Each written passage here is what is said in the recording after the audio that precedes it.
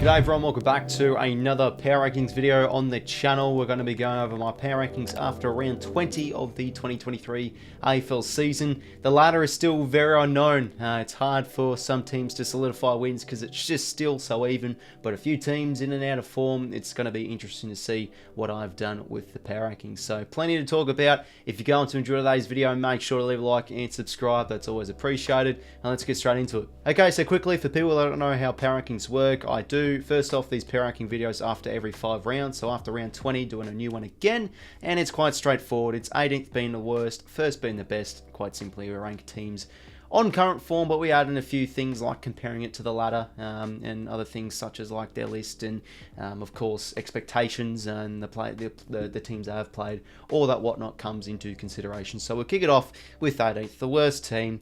Now, pretty much it's either between West Coast and North Melbourne. Who would you put? Would you put now North Melbourne, given they did lose to West Coast? Both options are fair enough, but I'm still going with the West Coast and 18th, just because I feel still in general they are the worst team in the competition. They might have had a nice win over North Melbourne. I'm not disrespecting them at all. I thought it was a very good win. They had a great third quarter and second quarter as well. They almost let it slip, but yeah, they simply look better than North Melbourne on the day. But still, if you look at stats and everything, they are still, 17% worse than North Melbourne comparing to them. I think their list is a little bit worse than North's, and they've been insipid interstate. That's another thing to say as well.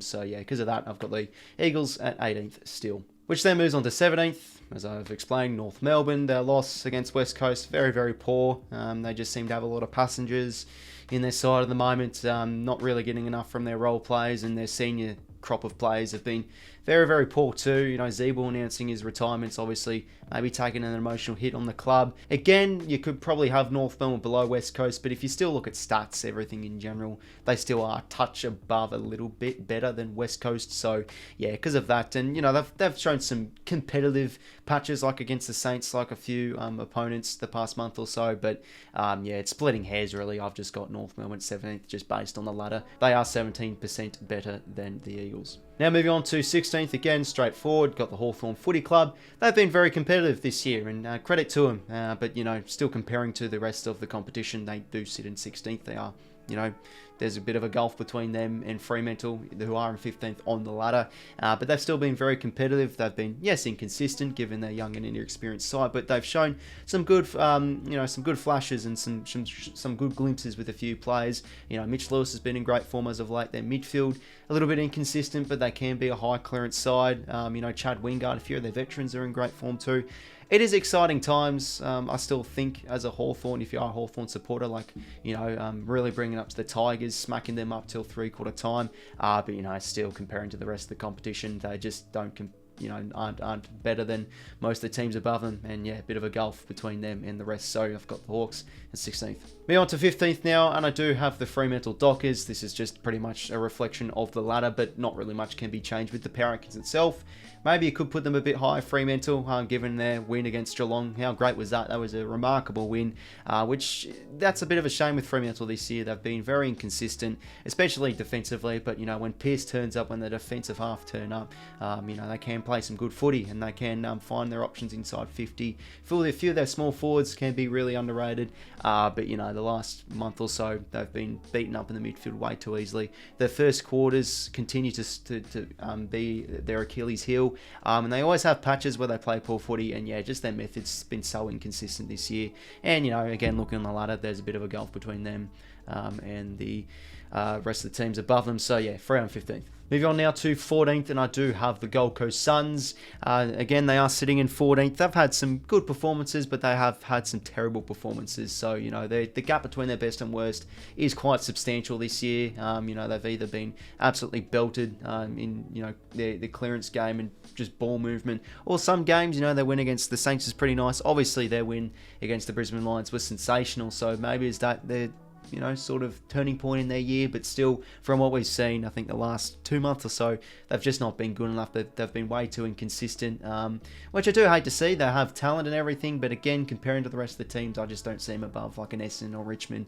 They are still quite a bit away from just form-wise from the other teams. But hey, they are still technically a chance for finals, sitting on even points of Essendon and Adelaide.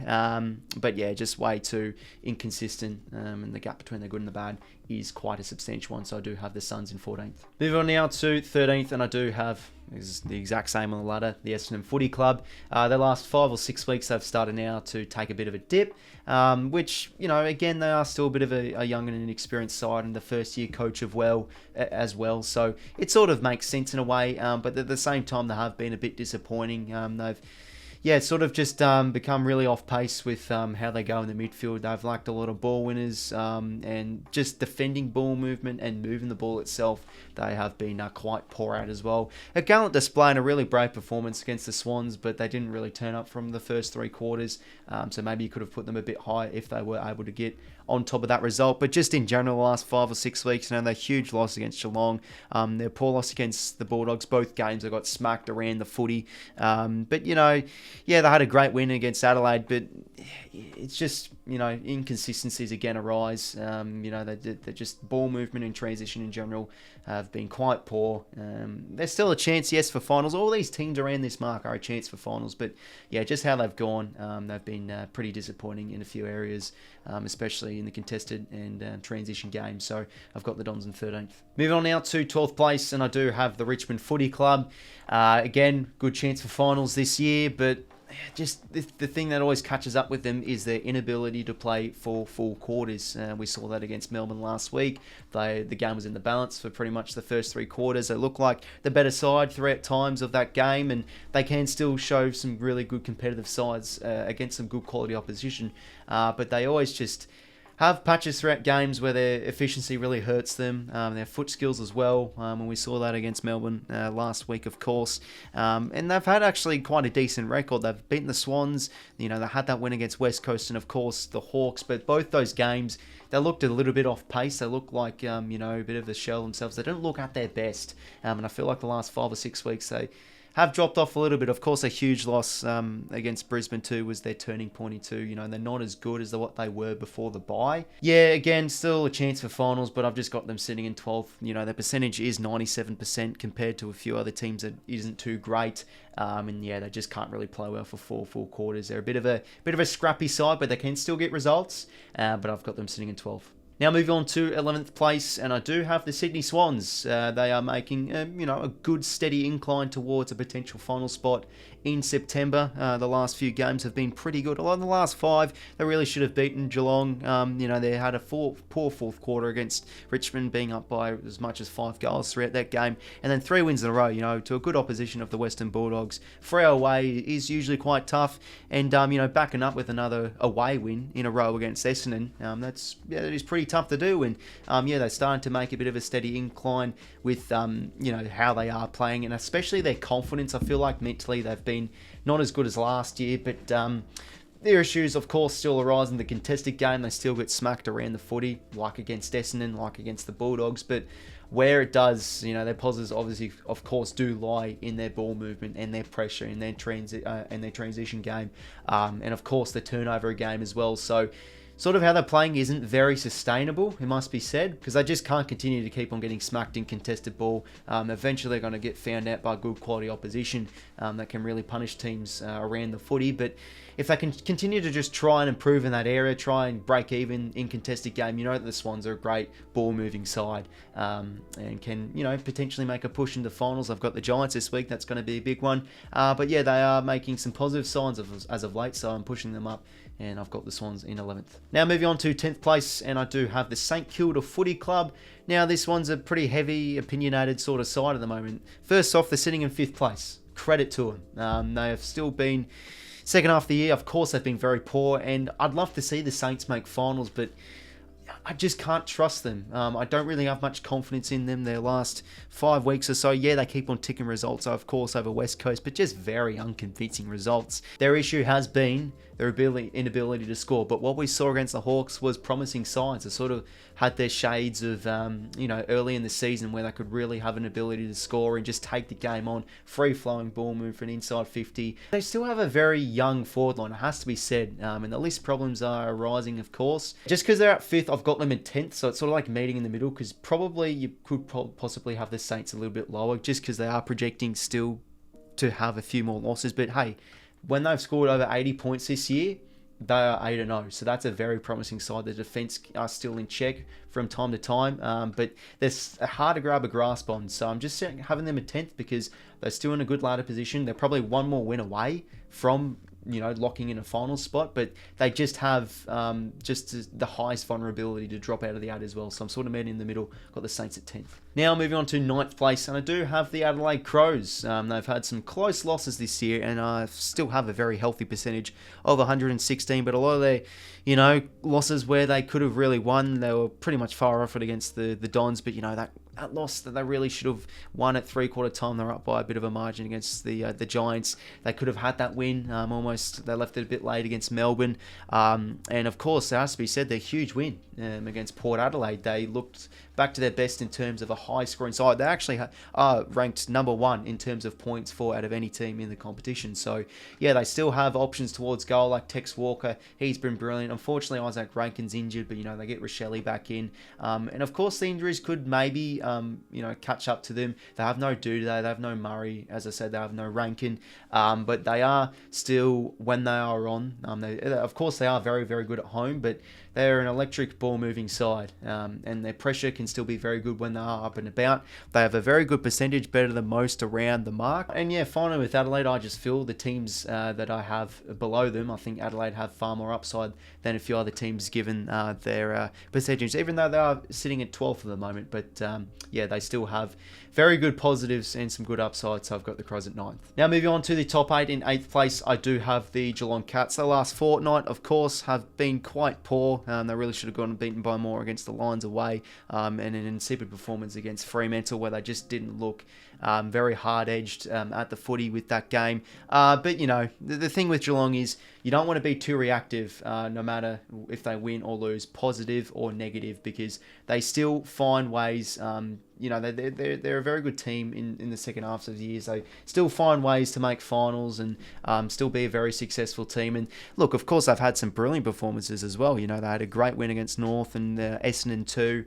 But, you know, if you take a look deeply on their issues, it still is the contested game, and their forward line as well have been inconsistent. Like Hawkins and Cameron haven't been getting the job done as of late, but they still have so many avenues towards goals. So there's so many good and bads with Geelong at the moment. At home at 𝐓𝐡𝐞, they're a very, very good side, but they can still be found out away from home.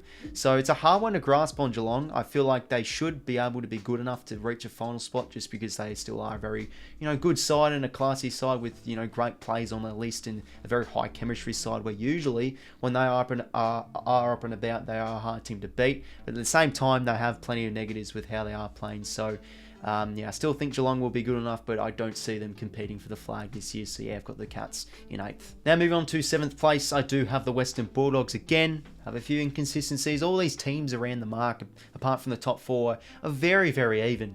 So you've really got to split the differences with teams. And I just think with the Bulldogs, where their positives do lie, is their contested game, and how they go around the footy. They're a very good clearance and contested side, and that usually is what their recipe is to win games. And yeah, they've had a few gallant performances, of course. Very close losses against Collingwood and against Sydney, a game where they really should have won given their statistics, and sort of the same against the Giants, a game where they really should have won. So if you flip a few of those results, they should be sitting higher on the ladder. But again, the negatives is not very good. They still continue to concede goal after goal, like a surge of amount of goals, a patch where they just fall asleep. Defensive transition isn't good enough. Their gap between their good and bad plays is quite a substantial one. It just seems to me that they have genuine VFL quality players out there, especially in their defence.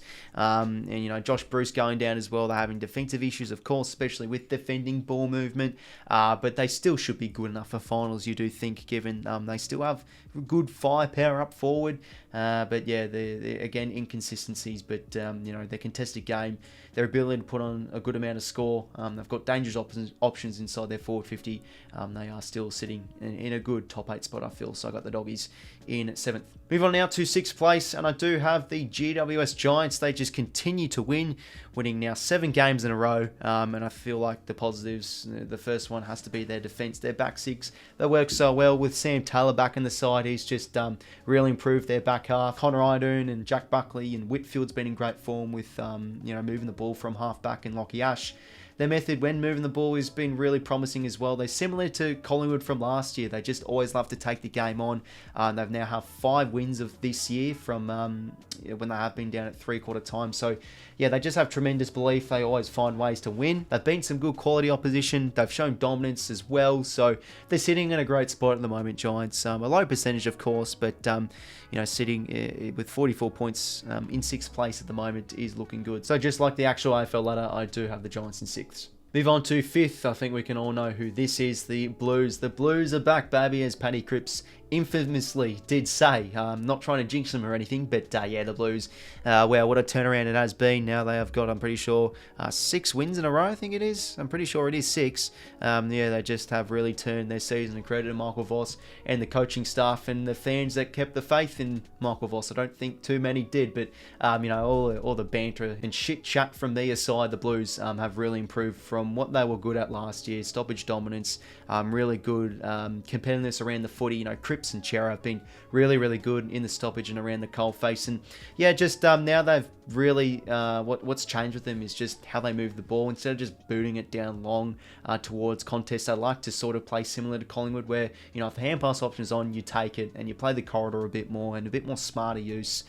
So yeah, alongside their ball movement, of course, contested game and around the footy, they've really improved. Curno's in great form. Defensively, they've been great. Waring's been solid. Kemp is now finding some form in the ones, the early draft pick, of course, the other year ago. And they're getting great output from their role plays. They've been great. Their half forwards, for example, like Jack Martin, Cunningham, those kinds of types. They've been great with pressure at ground level, and yeah, doing well inside 52. So yeah, most of their game is in great check at the moment. So sitting in a nice spot at the moment of 7th, still in a vulnerable spot to slip out, but just how they are playing at the moment, it really stacks up to the top teams in the comp. So I do have the Blues in 5th. Now for the top 4, and this is where things get pretty heavily debated, I do feel. You could probably throw a few teams around, given that, of course, 3 of the top 4 sides did lose on the weekend, so that could shift a few things. But yeah, it's a hard one to do. I had a deep think about this, and honestly, I could probably still change a few things, but we'll go with it now. 4th place, I've got the Brisbane Lions. Now, if they did beat the Suns convincingly, I probably would have them high, but geez, that was such a poor loss against Gold Coast. They looked to shelve themselves. I don't want to be too reactive from that loss, because I still feel, apart from that loss they did have on Saturday, they are still looking like a good chance to push into the top 2. It does have to be said. You know, still a game off Port Adelaide in 2nd. At home, they've been very, very good. Huge win against Richmond Eagles, of course. Game where they really should have won against Melbourne, had to be said. Most of their game is in check, and you know, they still are a very good forward half side, but maybe that was just a bit of a blip on the radar on the weekend against Gold Coast. But yeah, just comparing to the other 3 teams, I just don't feel like they're a little bit touch worse than them, but they still are looking good. Healthy percentage, very good at home. So yeah, you know, it's very, very, very hard. I feel like there's a bit of a logjam in the top 4 in terms of power rankings, but I just have Brisbane slightly below the rest in 4th. Moving on now to 3rd place, and I do have the Melbourne Demons. I was really considering putting Melbourne in 2nd because, let's be honest, I feel like, honestly, you could probably make a case for them being the number 2 seed in the competition at the moment, because how they have played, the issue with Melbourne has been their inability to put on scoreboard pressure and put on a lot amount of points. And they have had, you know, some struggles this year with, you know, having inabilities to get their forward line working. They've been toying around and experimenting with a few plays and dropping plays, of course, as well. But the last few weeks, they're starting to really get it right now. They had a great win, of course, over the Saints. But if you look at their points for the last 3 weeks, 105 points against the Brisbane Lions, a hard team to score against, of course. 97 points against Adelaide, and now 130 against Richmond. These are very good signs, and we all know Melbourne are a top team defensively. They're a top team around the footy with differentials such as contest possessions, and they're a very good clearance side.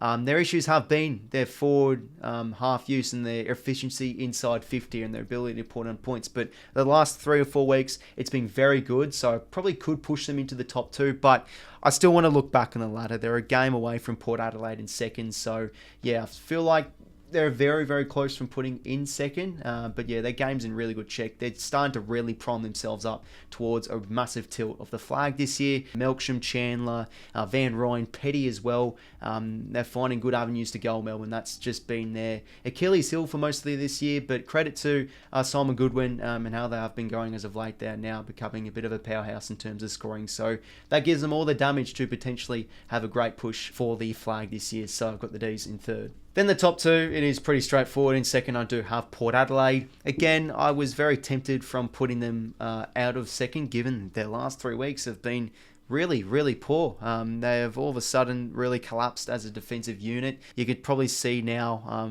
the bigger picture is they probably are really still needing a bigger body defender. You know, the absence of Jonas and him and out of the side, he's just not good enough as their skipper. But yeah, losing to Carlton.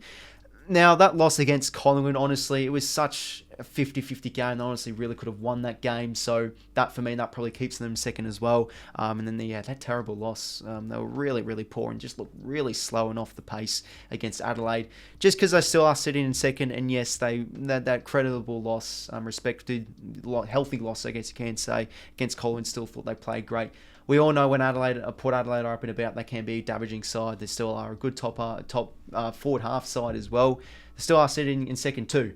So, yeah, the last 3 weeks, heavily debatable. Could probably put them out of the top 2, but still are sitting in a good spot in the ladder. I'll just keep them in second place for now. And of course, we leave with the first place team, the Collingwood Footy Club, still sitting in a great spot. I know that loss to Carlton, they had their issues. They just looked really flat though. Probably was at the expense of the Blues just playing better. They smacked them around the footy. They couldn't really move the ball that freely. I thought the Blues really restricted their ball movement. But I don't think it is worrying signs after that loss. You know, losses do happen with clubs. Not every club is perfect. And they've had 3 losses for this year. And I still think as a whole, from the last few months and also this whole year, they have been still the best team in the competition. It has to be said, still are a very damaging team, and you feel like they are going to be making a great push for the flag this year. But yeah, that was just probably maybe a blip on the radar against the Blues. They did kick pretty inaccurately as well, 10 goals, 16, but still are priming themselves up for a potential flag this year. Still got most of their game in great check. So yeah, the Pies in first. So over and there are my power rankings after round 20 of the 2023 AFL season. Make sure to leave your comments down below and let me know what you think of my power rankings, because it is always a heavy debatable topic, especially at the moment, because it's just such a logjam with a lot of teams at the moment. It's hard to separate teams. This was a bit of a doozy really thinking about this one, but yeah, there's a lot of slim margins and slim pickings with a few ones, but yeah, that's what it is right there. So yeah, thank you very much for watching. Make sure to leave a like and subscribe if you want to enjoy, and until next time, I'll talk to you later. See you later, fellas.